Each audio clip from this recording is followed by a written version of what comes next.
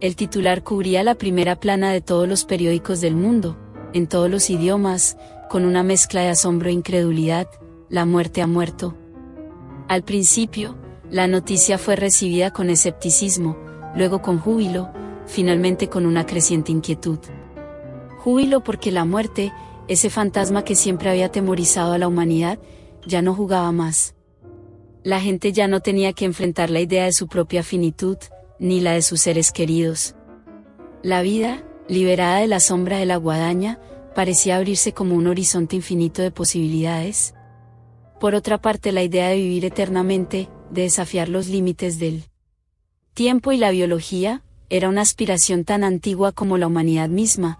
La ciencia, la religión y la mitología siempre habían buscado la fuente de la eterna juventud, el elixir de la inmortalidad. Ahora, sin saber cómo ni por qué, esa promesa parecía hacerse realidad. De tal modo, la noticia generó una ola de euforia colectiva, una especie de histeria global alimentada por la incredulidad y la esperanza. Las calles se llenaron de gente celebrando, abrazándose, brindando por la vida eterna. Era como si la humanidad entera hubiera despertado de una pesadilla y se encontrara en un nuevo amanecer. Pero se olvidaban que en este mundo, siempre que se gana algo, algo se pierde.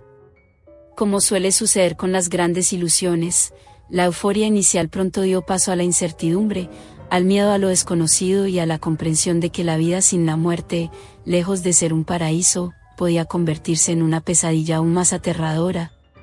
Poco a poco comenzó a evidenciarse que la desaparición de la muerte tenía consecuencias funestas en muchos ámbitos de la esfera humana. Ninguna institución se vio más afectada que las religiones. Lo que durante milenios había sido el pilar de sus dogmas, la vida después de la muerte, el juicio final, el cielo y el infierno, se tambaleaba en la cuerda floja de la incertidumbre. Las iglesias, mezquitas, templos y sinagogas, antes colmadas de fieles buscando consuelo o redención, ahora se enfrentaban a dudas y preguntas sin respuesta. ¿Qué sentido tenía la fe, si la muerte, el destino final que daba significado a la existencia, había desaparecido? Algunos líderes religiosos, aferrándose a la tradición, hablaban de milagros, de un rapto divino o de una prueba de fe sin precedentes. Otros, más pragmáticos, intentaban adaptar sus doctrinas a la nueva realidad, enfatizando la importancia de la vida terrenal y la búsqueda de la iluminación en un mundo sin final. El cristianismo resultó ser uno de los más directos damnificados. Su popularidad en tiempos de sus orígenes había crecido como la espuma, en virtud de ofrecer un paliativo a la muerte, la resurrección. Ahora, sin la muerte, esta figura perdía todo sentido. El Vaticano, tras un cónclave de emergencia que se prolongó durante semanas, emitió un comunicado ambiguo, lleno de referencias bíblicas y llamados a la calma, pero que no ofrecía respuestas concretas. El Papa, en un mensaje televisado que conmocionó al mundo, confesó ante millones de fieles: «Hijos míos, en estos momentos de oscuridad e incertidumbre, solo puedo ofrecerles mi fe y mi esperanza. Dios, en su infinita sabiduría, ha permitido que la muerte nos abandone». ¿Por qué? Esa es una pregunta que solo Él puede responder. La desaparición de la muerte no solo había puesto en crisis la fe, sino que había abierto la puerta a nuevas formas de espiritualidad, a cultos paganos y sectas que prometían la inmortalidad o el contacto con otras dimensiones. La frontera entre la razón y la locura se volvía cada vez más difusa, como si la ausencia de la muerte hubiera liberado fuerzas ancestrales que la humanidad ya no recordaba cómo controlar. La desaparición de la muerte no solo sacudió los cimientos de las religiones, también desató un terremoto en el mundo de la filosofía. Los filósofos se rasgaban las vestiduras, incapaces de explicar la ausencia de la parca. ¿Se había jubilado? ¿Aburrido? ¿Acaso la humanidad, al desafiar constantemente a la muerte con su ciencia y su tecnología, había roto el ciclo natural de la vida? Aquellos que habían dedicado sus vidas a desentrañar el significado de la existencia, a debatir sobre la naturaleza del alma o a construir complejos sistemas éticos, se encontraron de pronto con que la muerte, la gran protagonista de sus reflexiones, había abandonado el escenario sin previo aviso. En las universidades, las aulas antes llenas de debates apasionados sobre Sartre, Heidegger o Camus, ahora bullían con nuevas preguntas, tan urgentes como inquietantes. ¿Qué significaba vivir en un mundo sin final? ¿Perdía la vida su sentido si no había muerte que le diera contraste? ¿Estaba la humanidad condenada a una existencia eterna pero vacía, sin la posibilidad de trascendencia que la muerte siempre había prometido?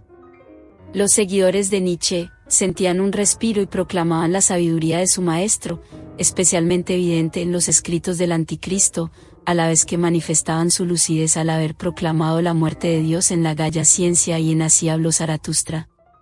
La muerte de la muerte demostraba a todas luces que esta y no la invención de Dios había sido el verdadero acicate que había promocionado el éxito de la religión en el mundo. Los existencialistas, que habían construido su filosofía sobre la angustia de la finitud y la libertad de elegir frente al abismo, se vieron obligados a replantear sus preceptos. ¿Qué sentido tenía la angustia, si la muerte ya no era una amenaza inminente?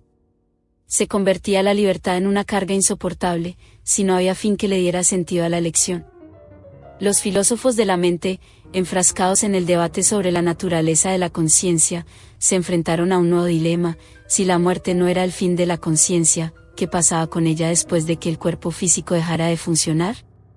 Se disipaba en el éter, se reencarnaba en otro ser o vagaba eternamente por el universo en busca de un nuevo hogar.